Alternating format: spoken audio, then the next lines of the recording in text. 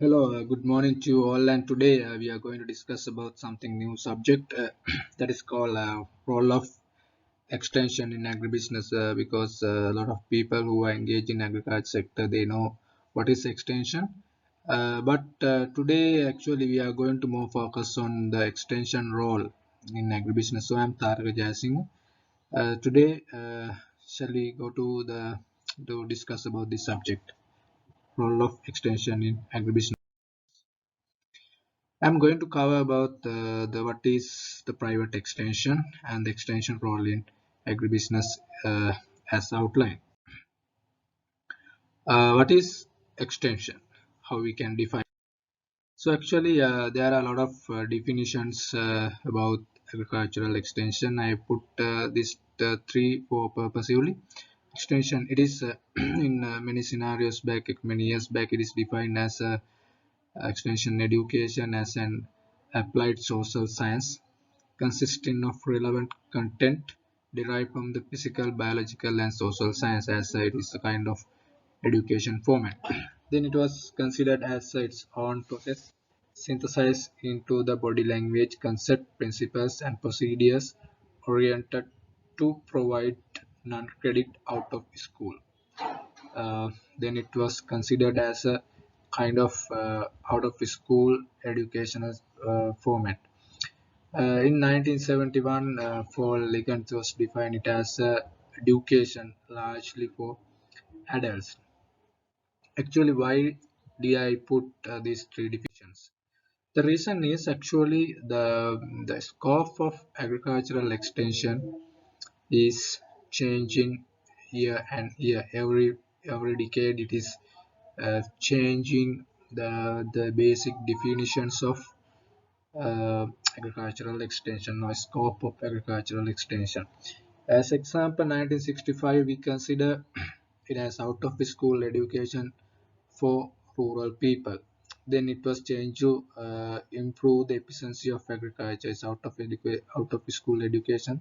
Then it changed to the system for improving the efficiency of agriculture. In 80th, it was the aware of the opportunities for improvements. It's not only agriculture, it's further expanded for improvements. Then 1988, it was considered as change in voluntarily behaviors. Is voluntarily change in behavior. So 1980. In 1997, it was considered as skill transfer in education system, is transfer of skills. 1997. In 1999, it was information for providing business. It was converted to basic agriculture to the business in 1999. 2004 supposedly helped resolve usually actually problematic situation. Or 2004 it was considered as a problem solving approach of the rural or farming or business populations. Today actually we are considered it as a counseling for entrepreneurships, counseling for agripreneurships. So the definition of the agriculture or scope of the agricultural extension is changing with the technology, changing with every decade. So reason that is why I put the previous three definitions to give you that we cannot define exactly this is extension. It's changing year and year. So we basically we have to understand the two words: what is extension and what is advisory. What is extension and what is advisory? These two words we have to understand, because normally we say extension and advisory service, extension and advisory CES, right? So as example I'm putting here, we are normally conducting training programs. We expect to change knowledge, attitude, skill or awareness. Knowledge, attitude, skill or awareness is we call the training program effect. Training program effect is called CASA effects. So we expect these four changes: maybe knowledge, maybe attitude, maybe skill, or maybe awareness, right? That effect we call as extension. As a result of that extension, we hopes and we expect to increase the productivity of farmland, and then that productivity increase will help to improve their level of life. So that's impact. Effect of effect we call as impact. So that impact is normally we call as advisory. So then you have now some basic understanding about what is extension and what is advisory in simple manner. So we can go in deep, but simply this is how we define. So normal limitation I would like to discuss here about the agricultural extension system in everywhere. Normally South Asian countries, actually I'm from Sri Lanka, and Sri Lankan normal situation I would like to explain here. So McDermott 1997 is defined this McDermott model. Here we know normally the pure research is done by the research station, then they go for technology generation, then what they do is testing of technology, and they go for adaptation, integration, diffusion and adaptations. Actually the thing is I'm going to highlight it here. The research part is going from pure research to technology diffusion, pure research to technology diffusion. The extension part should be started at technology testing to technology testing to technology adoptions. But actually the normal thing happening is the research part is going to pure research to technology diffusions, then after the extension is taking over the message to the farmer at the point of diffusions. But unfortunately the extension system don't know at the testing time, adoption and integration time what is happening, what are the positive things of the technology, what are the negative things of the technology, what are the feedback, what are the drawbacks of this technology. They don't have that such big understand. So therefore when they go to the field, and so they, if some reason technology fail, the total responsibility upon the extension shoulders, upon the extension shoulder. So then what happened if the when the time the good technology came, the farmer will not believe the extension. So so we have to have some research and extension hybrid approach when developing the technology to the farmer, other than just going research, just allowing research team to go for diffusion and then taking the extension the dissemination responsibility, right? So so here actually I would like to talk with you about industry life cycle, because this is where the private extension is, agricultural extension in business is rising.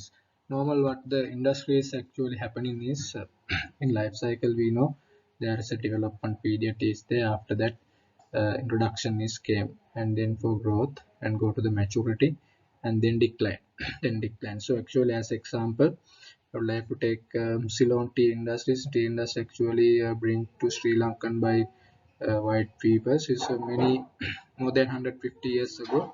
They brings this crops to Sri Lanka. Actually, it's around 10 to 15 years. They is going to establish the crops. Then it was in introduction's time. There after actually around 100 years, the big plantations uh, big plantation is came to the industry.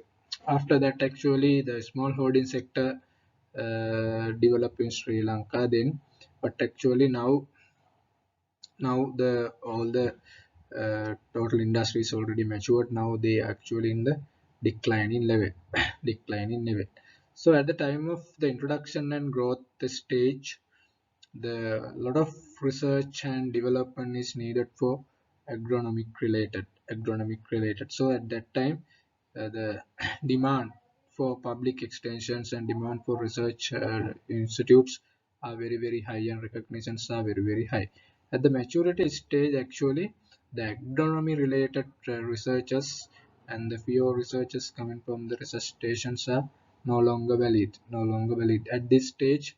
The people are searching more productivity and the more efficient inputs, and to take huge the big margin in the market. So at the maturity stage, more concerning on the productivity and the taking huge margin in the market. So the research should be related to this. But unfortunately, is the South Asian situation. This research stations are actually more concentrated to agronomy related, not for the market and the input related. So therefore, the demand for public extensions is drop in the maturity level. So the demand for private extension who are coming for the private sector with new product and the new innovative ways and new technologies.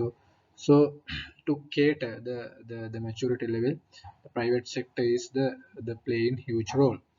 So the reason is actually the public sector come with informations, but the private sector is come with the technology and solutions. The public sector came with the information, but private sector come with technology and solutions. So so what the customer, what the farmer, what the estate owner is requesting, not informations. With the development of information technology, the demand for the information is no longer the required to the farmer. So they can search online, they can go for Google, and they can find out solution informations.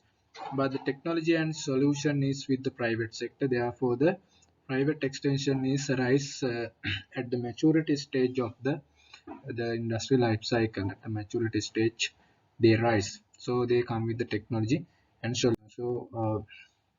So private sector is actually delivering informations with other inputs and service as desired or demand by the farmer. So private extension mean they also use some innovative ways and delivering information. Same time they send in services.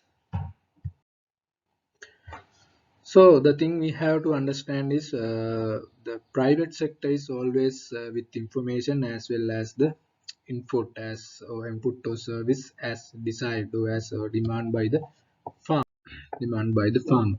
So the one of nice example is Bauer and Company. Actually, they have started their advisory services 1901, around 125 years ago. The one of good example in Sri Lanka who invest in private extension around 125 years ago. There are three main extension systems in Sri Lanka. One is a public extension. They are actually the most concerned on the service providers.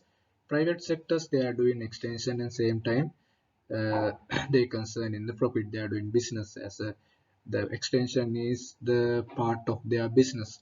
And the NGO sector is they are doing extension with empowerment or considering environmental aspects. So these are the three aspects of three main sectors of the extension: private, public, and the NGO. They concern in service, profit and empowerment. So as I said earlier, so the private sector always couple with the inputs.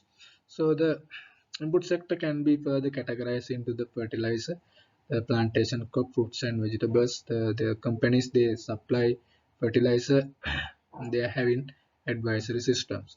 And the specialty fertilizer also there they go for the protected agriculture, polytunnel, tissue culture, lab and nurseries.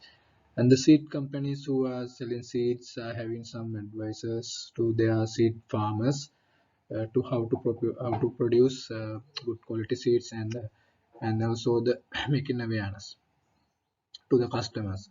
And the machinery companies, the food crop, paddy, plantation, and animal husbandry, they also have machines to sales to the customer. That time actually, advisory service need to make to bring the correct technology to the farmers and making awareness. And then agrochemical companies, they are food crop, paddy, and plantations.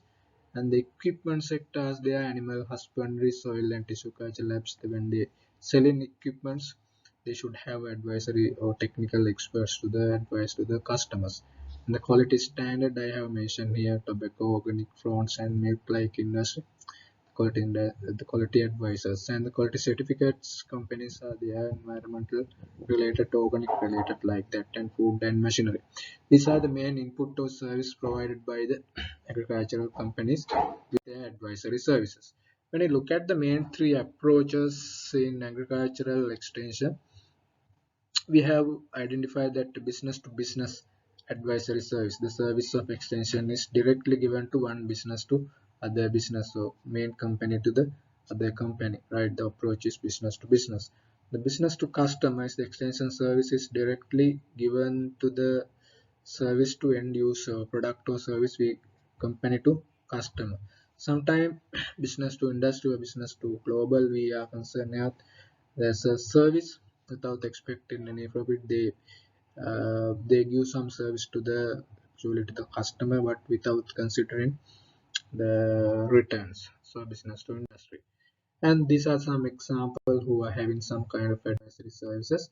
When I look at the rationale of the private sector agricultural extension, the some companies are concerned about the brand promotions via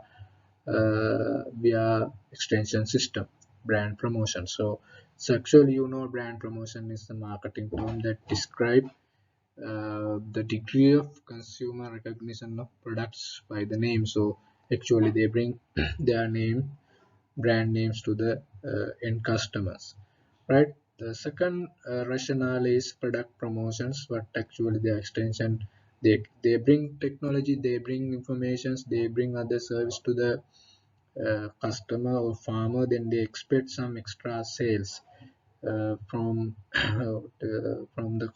from the service, right? The brand promotion people, they make demands for brand, and they can cover the expenses for advisory service via premium pricing for their product. But the product promotion type approach, they can take extra quantity of sales, and they can cover the quantity, the expenses going to the extension service. And the some product quality advisors, there are some industries, they are directly advised to the uh, their customers about the quality of product, and they can cover the cost via the pricing of the quality product. And the fourth one is supply chain approaches. Most of supermarket chain who are dealing with vegetable farmers are concerned about the good agricultural practices, good management practices, good handling practices, and good hygienic practices. Where the having these qualities, they can take good margin in the market at the market. So the cost for the extension services can be covered via additional margin they put at the pricings. In the buyback system, some companies they follow, they give the advisory service also as the input of their buyback system. The cost of the advisory service also included to the contract they sign with the farmer. The cost is covered as a at the time of the agreements. And customer motivation, some local banks, they have some advisory service, not much popular. What they are doing is they advise to how to increase the effectiveness of their inputs, and take more outputs, and recover their loans. Customer motivation approach. Some companies also have, in especially in dairy industry, if they want to compete with local milk competitors, companies, they also mostly these are international companies. If they want to compete with local companies, so they are having advisory service. What they are doing is they promote in local dairy industry via selling their international product to the local market. And some telecommunication companies, they have digital advisory service. Actually it is a it's a platform for the farmers can get service via via giving the payment. So this advertising platforms. So when you look at why advisories more promoting agricultural companies, there are, when we do the SWOT analysis for the marketing, we can find main five threats. We can identify main five threats. One is cost and pricing concern decision. Cost and pricing concern decision, because in the marketing, all the decision, as example, reducing cost and price concern decision as example, as a discount reductions, or additional payments or transport. This also help to, or all these decisions are help to reduce the price margin of the company, or directly its impact to the profit margin. So therefore going to marketing decisions at the competitive market is always impact to the profit of the company. So therefore the companies are no longer highlighted the marketing decisions at the agricultural industry. Another thing is limitations to direct product promotion, especially agrochemicals. In Sri Lanka, we cannot promote agricultural product directly to the market. So to take these advantages, they should have some promotion mechanism that is called agricultural extension. So rising competition is always there, because the reason is the agricultural market is every year is shrinking, is reducing the capacity, and therefore the competition is rising every year. Therefore, to take this advantage, we should have some kind of good advisory service.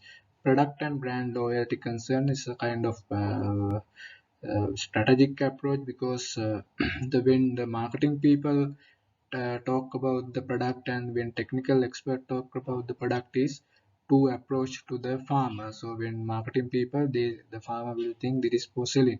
When the technical experts say, they will believe it. They will believe it. So therefore, to take product and brand loyalty concerns at the market.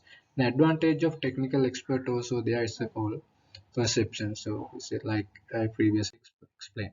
So therefore, extension system of the private sector will influence at all the decision buying cycle, making awareness, assessment of alternative, taking risk decisions, and achievement of results. All these point of the buying cycle, uh, the extension system will be influenced to them. Making awareness means actually they will visit, so making training program, and they will talk about the requirements of the products, and then they will they will give what informations to the farmer customer to assess the alternative available, and the decisions. And after that, they also help to farmers to via the customer complaint handling, like that, uh, to take the decisions and making the loyal to the company.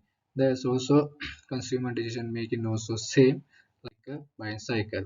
So therefore, most of them try to give a total package to the farmer to take this advantage, like advisor service, product and technology, technical guideline, pH and nutrient testing, leaf testing, agri-business plan, product complaint handling, continuous update via different social media platforms, and the customer satisfaction analysis. Because of these, they can easily uh, uh, make recognitions about the advisory service with the farmer. So this is how the private sector handling agricultural extension, and this is why, and I'm explaining here how, why, and where, and how to do it related to agriculture extension take a profit. So with that, I would like to conclude my session. This is about me. So we will meet with another presentation about the agricultural extension of agriculture or agribusiness with my next video. So thank you very much for listening.